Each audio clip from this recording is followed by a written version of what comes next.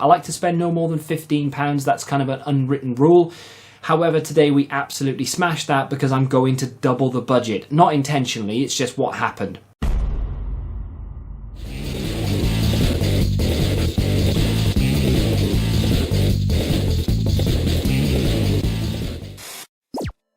What is going on, guys? Welcome back to the free trading game collection challenge, the series where I look to build a video game collection without spending any money on it. Before we get into that though, a word from today's sponsor.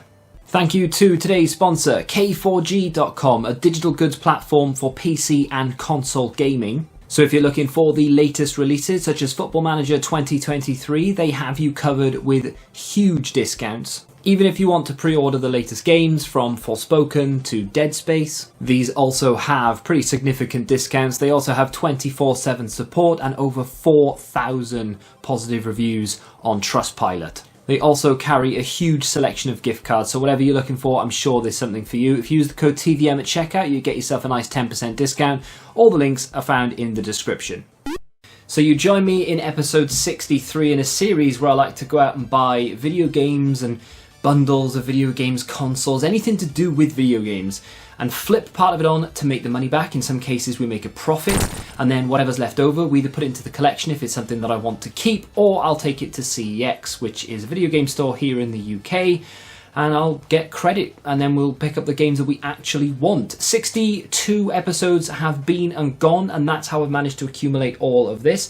I have drawn out a few plans in my mind as to what I want to do with this collection. I didn't really set off with any sort of goal. It was just build a video game collection that I really wanted as a child and never really had. I had games, but I used to have to trade my games in order to get other games, as I'm sure most of you did as well. But now I'm in a position where I can actually keep some of these games, and we're trying to do this for free, and we're being quite successful, I will say. So go back and check out all the other episodes. The link for that is in the playlist down below. And of course, if you do go on to enjoy today's episode, please consider hitting the like button. It really does help me and the series out a lot. And of course, if you do want to stick around, you can always subscribe.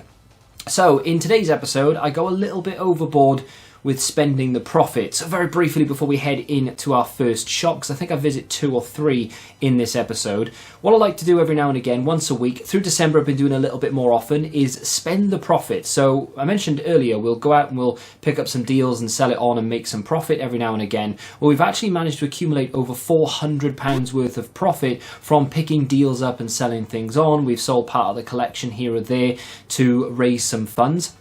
I am actually going to focus on raising cash for the series a lot more going into the next few episodes. So the next episode is actually an episode where we're going to make some money and get some credit. And then another episode that I've got coming up as well is going to be me going out and trying to find things that I can actually flip to get more money into the series, because I want to start buying more games, more expensive games, rarer games, as opposed to just doing what I'm about to do. And that is head into a store and spend some of the profit that we have. I like to spend no more than £15. That's kind of an unwritten rule.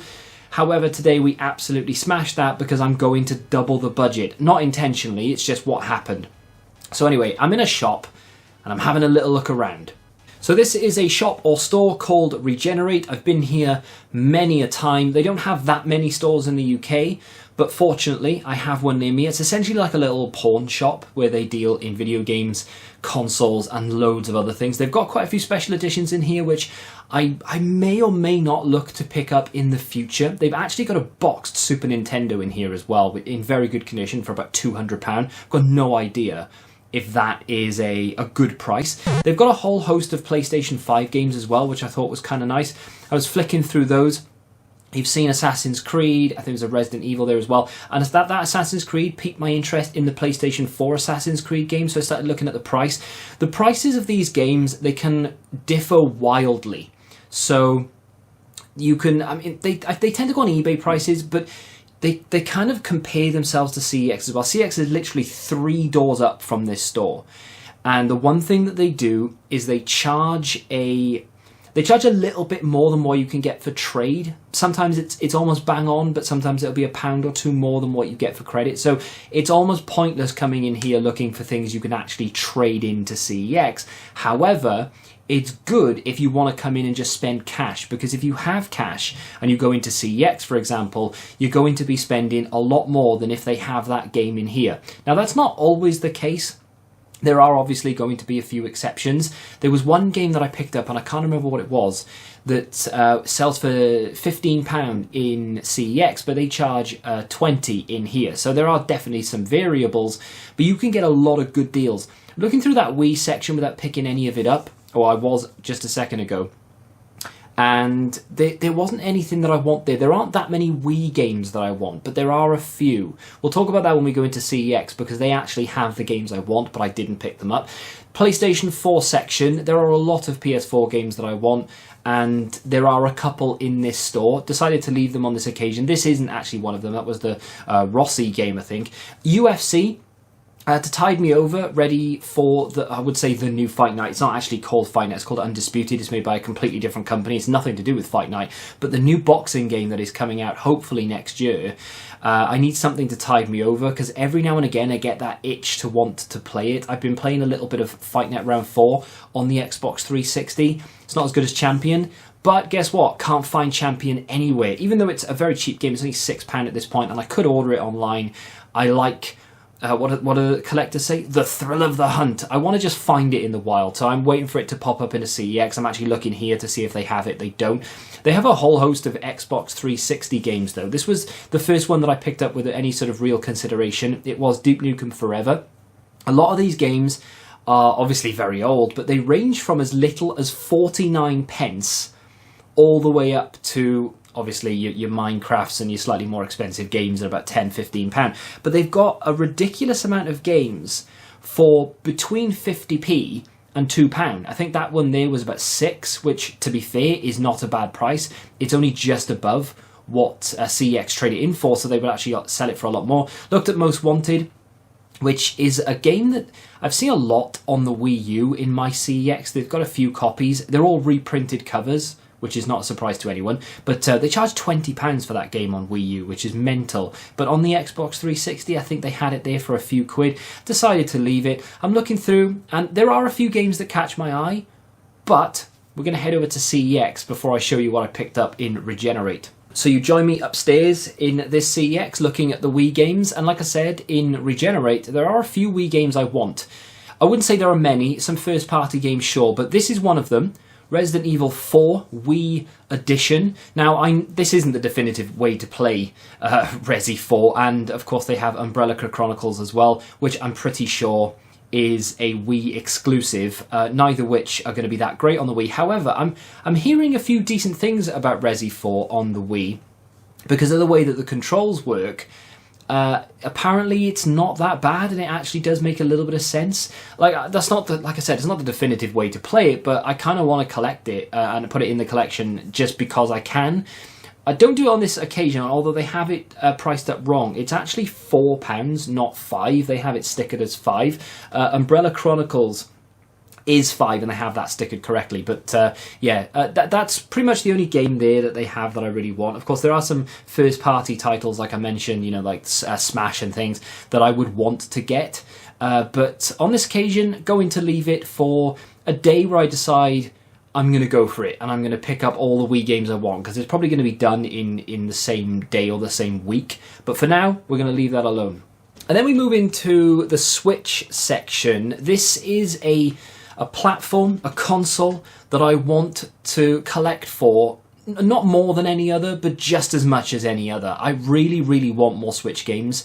I would like to get nearly every Switch game, but that is just such an unobtainable goal, I feel, especially with the super rares that they have on the console. But there are a lot of games on the Switch that I really, really want to get. Now, of course, when it comes to a game that was released on PlayStation, Xbox, and Switch, the Switch version of that game tends to be the more expensive one.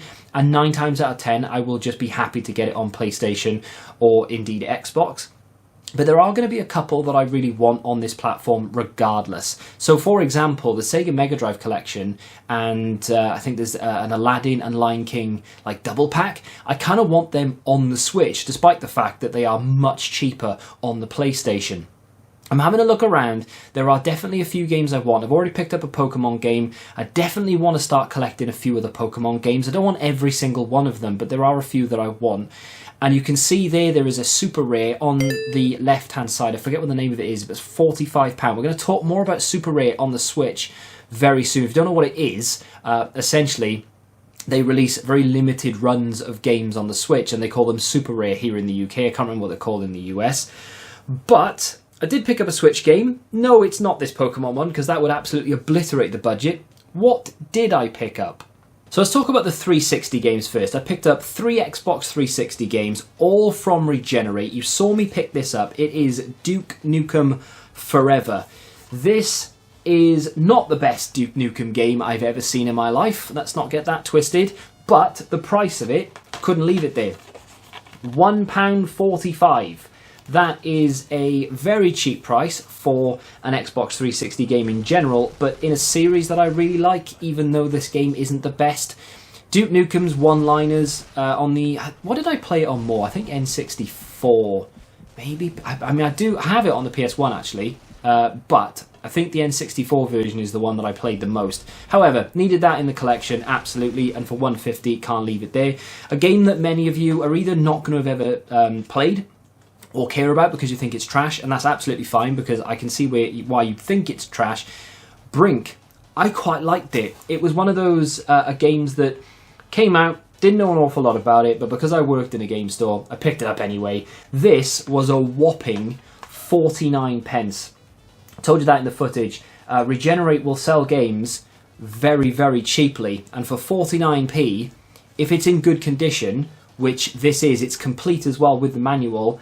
First-person shooter, and I would say it's a game that I thought was really good. It's not a good game, but it's decent. I enjoyed it for what it was. It was one of those, like I said, I didn't know anything about it, picked it up, I thought, actually, it's not that bad. People slagged it off, but I quite liked it. And then finally, this is going to complete the series of this one, because we picked up one a little while ago from CEX with a holographic, was it holographic?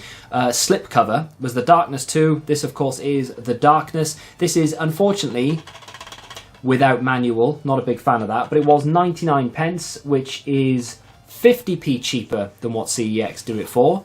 Bargain. But I don't think there's any sort of slipcover special edition version of The Darkness, so I'm happy enough to pick this up, and it will go on the shelf next to the second one. So our penultimate pickup is actually from Regenerate, and it's a PlayStation 5 game that I got for $9.99. It won't make sense to a lot of people, especially if you know what games are in the collection, because I don't really own any of these. It's Assassin's Creed Valhalla. Why did I buy that? What is the point? $9.99 for those who need the proof. It's very blurry or overexposed or something, but it's there. $9.99 for this, I thought was an absolute steal. I think it's 12 in CEX, it might be 15, but it's Vikings. There's a game on the 360 called Viking, which is one of my favourite games of all time, and there aren't that many games where you can actually be a Viking. This, it says, is the Age of Vikings, and you have a tomahawk. I'm excited, I won't lie, it's one of my favourite weapons to use in Red Dead, just because they were used by Vikings. So, I like the subject matter. Apparently it's been in this store since the 18th of July 2022. Wowzers, no one really likes this game, do they? I see this a lot, to be fair. I see it a lot on Facebook Marketplace and things, and people don't really... I don't know, people can't sell it, people can't shift it, it's always really cheap. So maybe it was released in abundance, maybe it was a console pack-in or something, I really don't know. But I like the look of it. Let me know what you think of this in the comment section down below. I am going to have to pick up the rest of the Assassin's Creeds. I want to play through... I probably won't play through the first 3. I'll play through the rest of them up until this one, although I think Valhalla will probably be played a lot before the others, just because I'm really itching to get my teeth into this to see what it's all about. However, I want to play as many as I can before Mirage comes out, because that looks banging. And then we come to the final pickup. It's going to be anticlimactic to a lot of people. It's not an exclusive. It is a Switch game, but you can get on PS4 and Xbox. It is Tokyo 2020. Why have you bought this garbage? I hear you screaming. Why have you bought this crap? I understand that a lot of people won't like this. I'm addicted to this at the moment. It's in the console. As you can see, it's not. I could have just taken it out and clicked record. I know that, but it is in the console, and I've been playing it a lot. I've been trying to get a faster 100-meter time. I think I've got like 9:01 or something at the moment. I know that's probably trash compared to a lot of people, but in terms of real life, smashed the world record. So I love athletics games. I used to be a sprinter. I used to do 100 metres and 400 metres I was probably better at, but I actually enjoyed 100 more, mainly because it's over faster and you can breathe again. But these days, I don't run competitively, I just run. I run nearly every day. I'm a big fan of it. And when it comes to athletics games, I love them. And Beijing 2008 is by far my favourite game, but this is decent. It's cartoony, it's not realistic, but it's enjoyable. And like I said, I've been playing it a lot. And to be fair, I've played it a lot the last 24 hours. I haven't even got through all of the sport. I've done boxing, which is actually really enjoyable, but it is hard when you get to the finals. Tennis is fine. I don't really care for tennis too much anyway. What else have I done? Football is quite solid. It's almost like a very basic version of Mario Strikers or Mario Football or whatever it's called, which is enjoyable but does get a little bit boring fast, which I'm a little bit disappointed by. But yeah, overall, this is a solid game for £15. And that brings us to the end of today's pickups. We've got 5 games. We've got a Switch game, a PlayStation 5 game, and 3 not bangers, 1 banger, 3 games on the Xbox 360. Nobody talked to me about Duke Nukem. If you've played Brink, let me know what you think of it in the comments.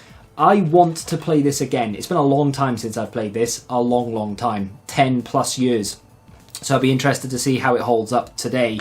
But for £28 spent, we can deduct that from the cash profit in the series, and whatever you see on screen is what we have left. In the next episode, we are going to add to the total cash profit, but we're also going to give ourselves some credit. There we go. We're going to go get some Facebook pickups. You're going to see me go get those and go through them and see what we have. And then you're going to see what we can trade in and how much trade credit we are going to get. If you have enjoyed this episode, though, do me a favour and hit that like button. Subscribe to the channel if you're new, of course. And until the next time, goodbye.